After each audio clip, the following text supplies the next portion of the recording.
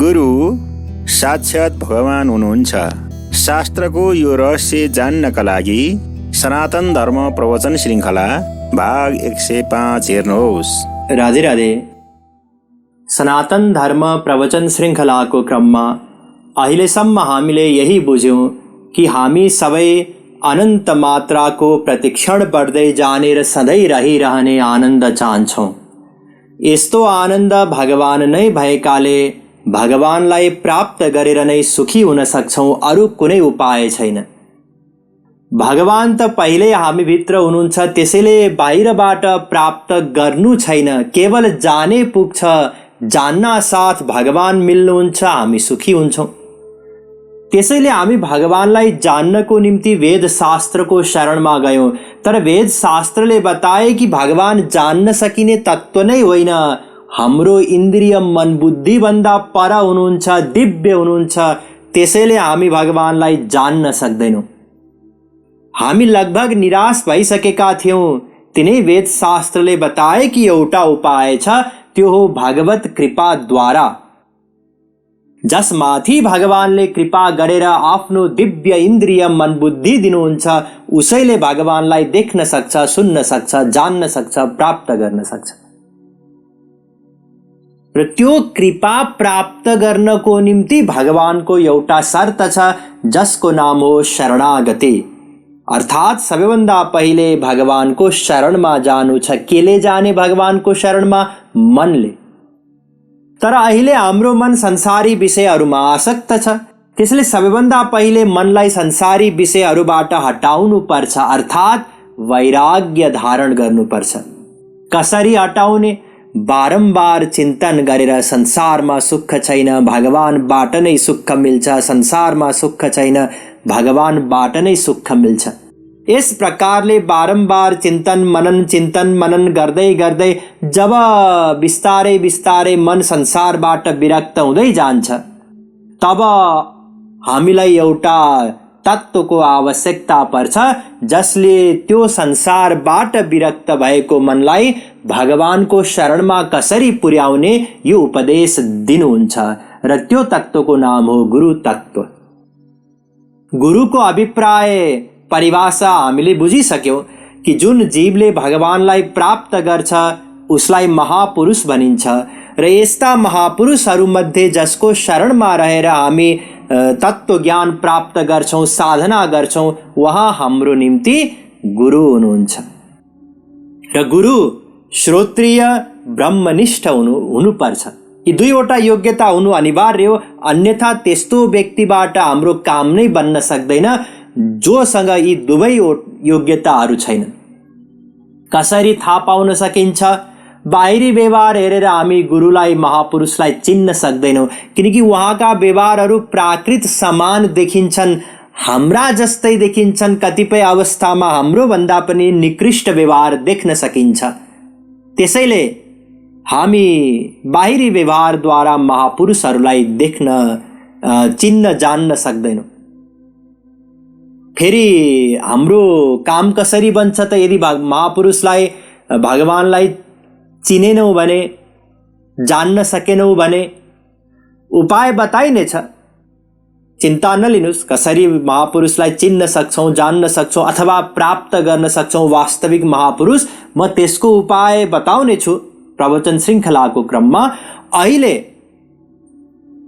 यही हामीले बुझ्यौँ कि बाहिरी व्यवहारद्वारा हामी महापुरुषलाई चिन्न सक्दैनौँ, किनकि मायाका व्यवहार समान, प्राकृत व्यवहार समान नै देखिन्छन् महापुरुषका व्यवहार।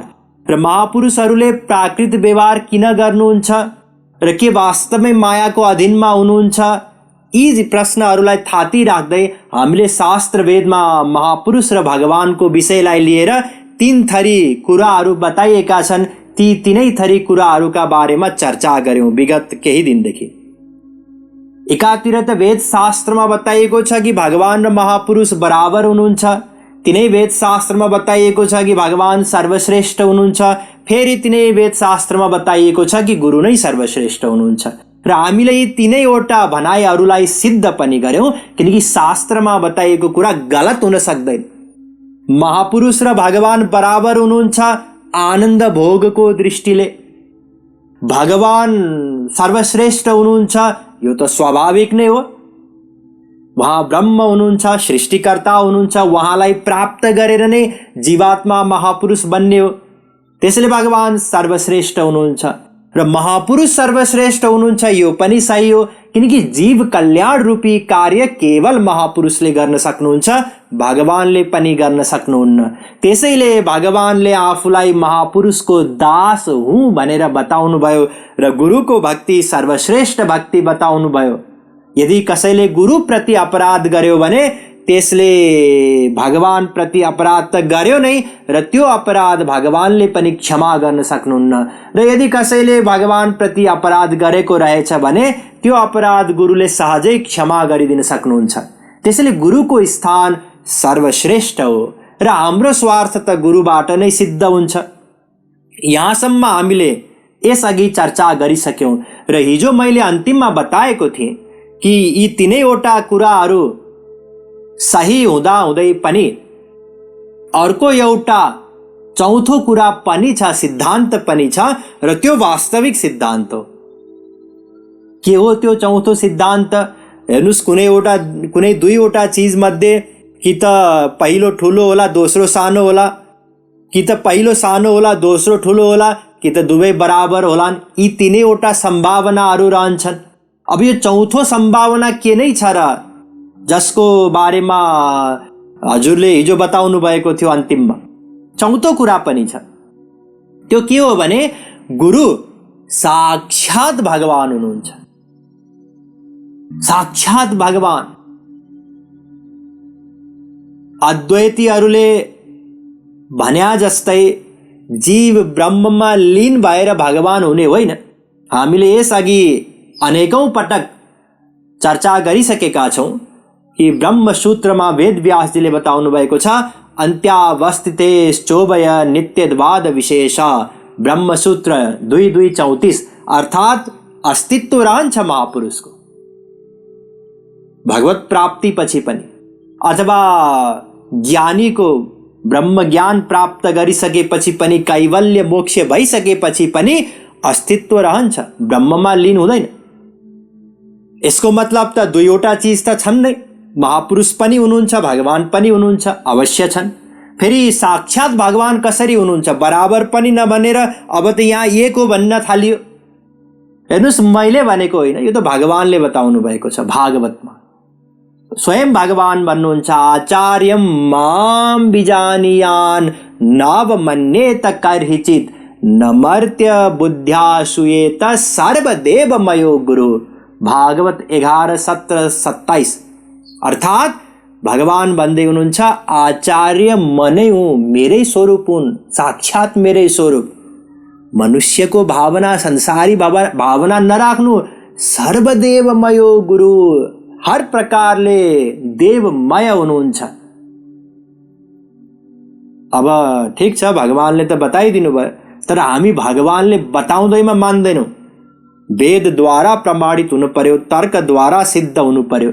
कसरी गुरु साक्षात भगवान हुनुहुन्छ त? आउनुहोस् वेदद्वारा जान्ने प्रयत्न गरौँ, किनकि केवल भगवानले भनेको कुरालाई त हामी काट्न सक्छौँ। बुद्ध भगवानले बताउनु भयो वेद सम्मत थिएन, त्यसैले उहाँको मतलाई हामीले स्वीकार गरेनौँ।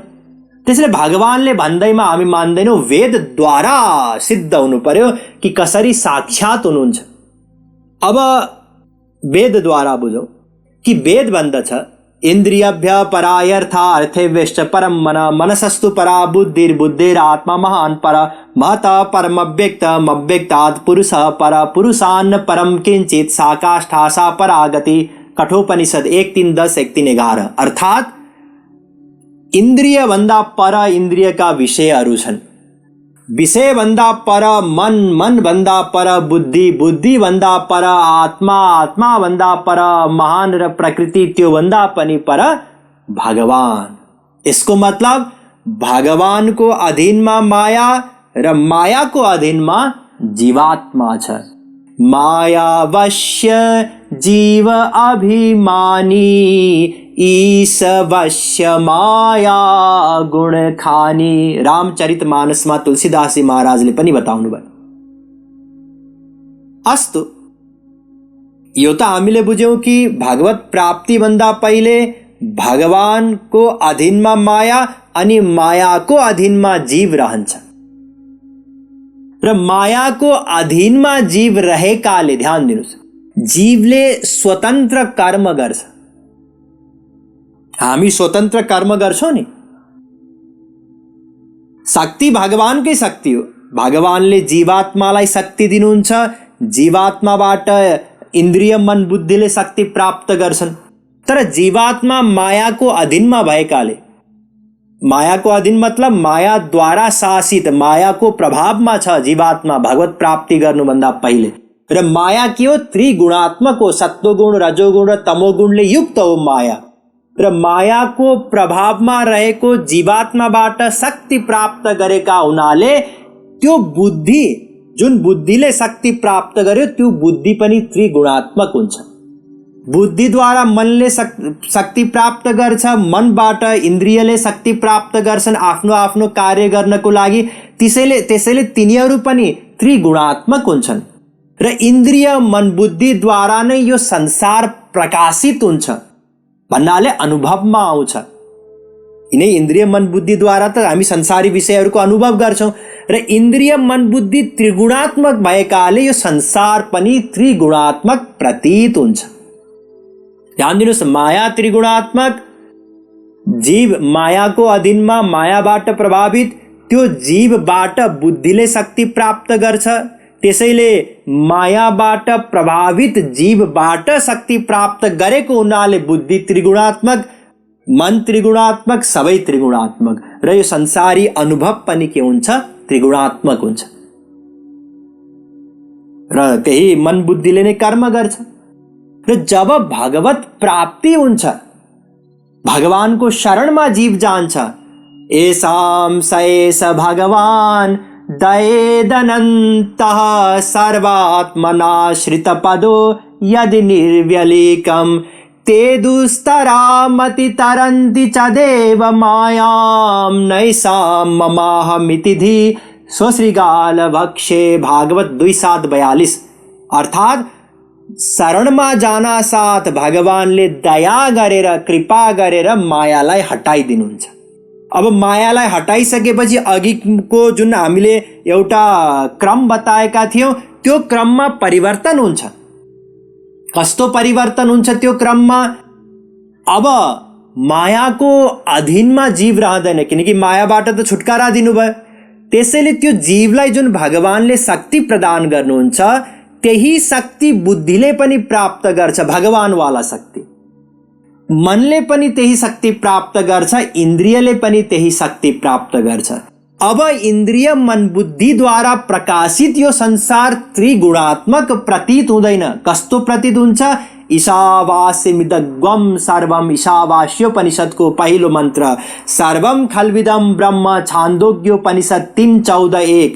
पुरुष एवेदग्वम सर्वम यद्भूतम यच्च भाव्यम, श्वेताशतरोपनिषद 3:15। सर्वम पुरुष एवेदम भूतम भव्यम भवच्चेत, भागवत 2:6-15। र रामचरितमानसमा पनि बताउनु भयो, सिय राममय सब जग जानी, करऊ प्रणाम जोरी जुग पानी, उमा जे राम चरण रत, विगत काम मद क्रोध, निज प्रभु मय देखहि जगत, केही सन करहि विरोध। यी सबै मन्त्र श्लोकहरूको अभिप्राय हो कि सर्वत्र भगवानमय देखिन्छ, सिया राममय देखिन्छ। किनकि अब त्रिगुणात्मक मन बुद्धि छैन, अब भगवानवाला मन बुद्धि हुन्छ। भगवानले मन बुद्धि दिनुहुन्छ, त्यो शरणागत जीवलाई दिव्य मन दिनुहुन्छ, दिव्य बुद्धि दिनुहुन्छ। अब उसको कार्य पहिले मनले गर्थ्यो, मायाको अधीनमा रहेको त्रिगुणात्मक मनले गर्थ्यो भने अब दिव्य मनद्वारा कार्य हुन्छ।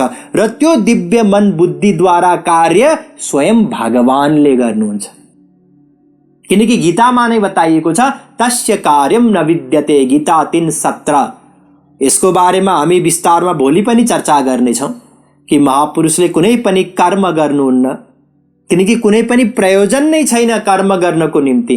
हामी त कुनै एउटा प्रयोजन छ हाम्रो, त्यसैले कर्म गर्छौँ। हामीलाई सुख प्राप्त गर्नु छ, त्यही सुख प्राप्तिकै निम्ति त प्रत्येक कर्म गर्छौँ। तर महापुरुषहरूलाई त अनन्त सुख प्राप्त भइसक्यो भगवानको शरणमा जान साथ। जे प्राप्त गर्नुपर्ने हो त्यो प्राप्त भइसकेपछि अब कुनै प्रयोजन नै छैन। त्यसैले प्रयोजन नै नभएको कारणले गर्दा महापुरुषले कुनै कार्य गर्न सक्नुहुन्न। त्यो कार्य कसले गर्छ? भगवानले नै गर्नुहुन्छ। अर्थात् महापुरुषका प्रत्येक कार्यहरू जुन उहाँले प्रवचन दिनुहुन्छ, पुस्तक लेख्नुहुन्छ, भोजन गर्नुहुन्छ, हिँड्नुहुन्छ, घुम्नुहुन्छ, हनुमानजीले हत्या गर्नुभयो, अर्जुनजीले हत्या गर्नुभयो, त्यो हनुमानजीले, अर्जुनले या महापुरुषले गर्नुभएकै होइन, त्यो सबै भगवानले नै गर्नुहुन्छ महापुरुषभित्र रहेर प्रत्येक कार्य।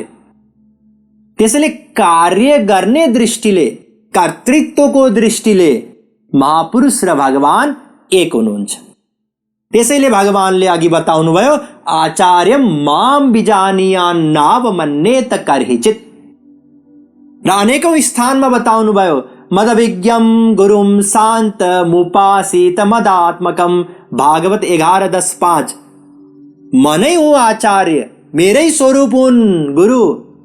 र देवर्षि नारदजीले पनि बताउनुभयो यस्य साक्षात् भगवती ज्ञानदीप प्रदे गुरौ मर्त्या सद्धि श्रुतं तस्य सर्वं कुञ्जर शौचवत्, भागवत 7:15-26। अर्थात् गुरु साक्षात भगवान हुनुहुन्छ। मनुष्यको बुद्धि नराख्नु। यदि कसैले साधारण मनुष्यको बुद्धि राखेर साधना गर्यो भने उसले गरेको साधना हात्तीको स्नान बराबर हो। हात्तीले खुब मेहनत गरेर स्नान गर्छ, गरिसकेपछि गएर फेरि बालुवा धुलो सबै आफ्नो शरीरभरि लगाउँछ, जस्ताको तस्तै हुन्छ। त्यसैले गुरुप्रति यदि भगवदीय भावना, साक्षात भगवानको भावना हुन सकेन र हामी साधना गरिरह्यौँ भने त्यो साधनाको कुनै पनि फल मिल्दैन। त्यसैले नारदजीले पुनः बताउनुभयो ए सबै भगवान साक्षात प्रधान पुरुषेश्वर योगेश्वरैर्विमृग्यां घ्रीर्लोकोऽयं मन्यते नरम, भागवत 7:15-27। अर्थात् यहाँ पनि बताउनु भयो, हेर्नुहोस् कति सजिलो शब्द छ यहाँ त कि सबैजनाले बुझ्नुहुन्छ। ए सबै भगवान साक्षात, गुरु साक्षात भगवान हुनुहुन्छ, बराबर होइन, साक्षात भगवान बताउनु भयो। र रसिक सन्तहरूले पनि बताउनु भएको छ भक्त भक्ति भगवन्त गुरु चतुर नाम बपु एक। यी चारवटा नाम हुन् अलग अलग। के भक्ति, त्यो भक्तिलाई प्राप्त गरेका भक्त र भगवान अनि गुरु, यी चारवटा अलग अलग नाम मात्रै हुन्, शरीर एउटै हो। अर्थात् वस्तुतस्तु गुरु र भगवान एक हुनुहुन्छ। त्यसैले यो वास्तविकता हो र असली वास्तविकता हो। हेर्नुहोस् एउटा दृष्टान्तबाट बुझ्नुहोस्।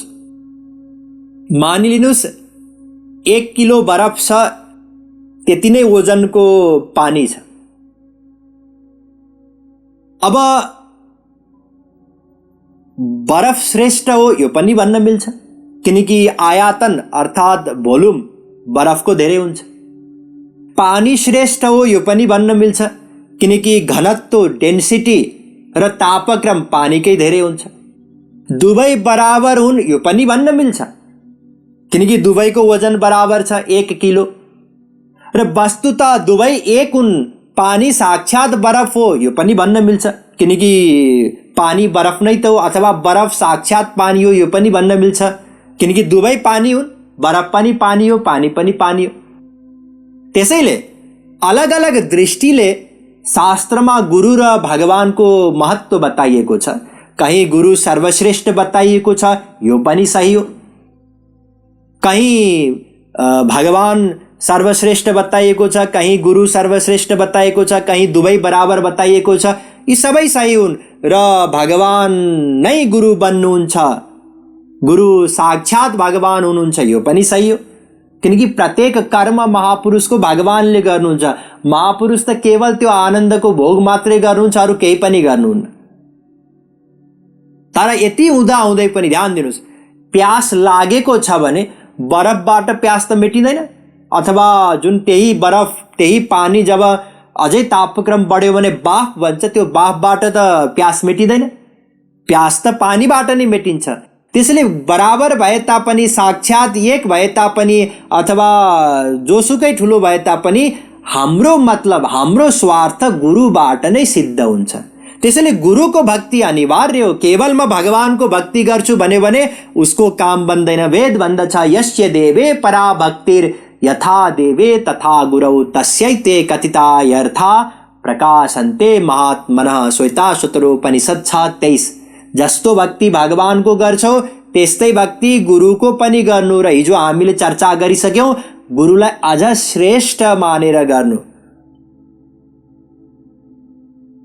त्यसैले निष्कर्ष के हो भने गुरु साक्षात भगवान हुनुहुन्छ। कुन हिसाबले? कर्तृत्वको हिसाबले। गुरुका प्रत्येक कर्म भगवान नै गर्नुहुन्छ। अब ध्यान दिनुहोस्, यति बुझिसकेपछि जुन प्रश्नहरू हामीले थाती राखेका थियौं, के प्रश्नहरू? जुन बाहिरी व्यवहारबाट महापुरुषलाई चिन्न जान्न सक्दैनौं भनेर चर्चा गरिसकेपछि आखिरी महापुरुषहरूले बाहिरबाट कामको व्यवहार, क्रोधको व्यवहार, यी व्यवहार किन गर्नुहुन्छ? कि वास्तवमै मायाको अधीनमा हुनुहुन्छ त महापुरुषहरू? यो एउटा प्रश्न थियो। दोस्रो प्रश्न थियो कि यस प्रकारको व्यवहार गर्नाले त ती व्यवहारलाई हेरेर व्यक्तिहरू त्यसैको अनुकरण गर्न खोज्छन्, त्यसबाट त उनीहरूको सर्वनाश हुन्छ। के गर्ने त महापुरुषहरूले यो विचित्र विचित्रका व्यवहारहरू गर्नुहुन्छ, त्यसलाई हामीले कसरी लिने? हामीले त्यसको अनुकरण गर्ने हो कि अथवा के गर्ने हो हामीले? यी प्रश्नहरूलाई थाती राखेका थियौं। अब यति बुझिसकेपछि, के बुझिसकेपछि कि महापुरुषको प्रत्येक कर्म भगवानले नै गर्नुहुन्छ, यो बुझिसकेपछि अब हामी ती प्रश्नहरूको समाधान गर्न सक्छौं र ती प्रश्नहरूको समाधान गरिनेछ, तर आज होइन, भोलि। वृन्दावन बिहारी लाल की जय।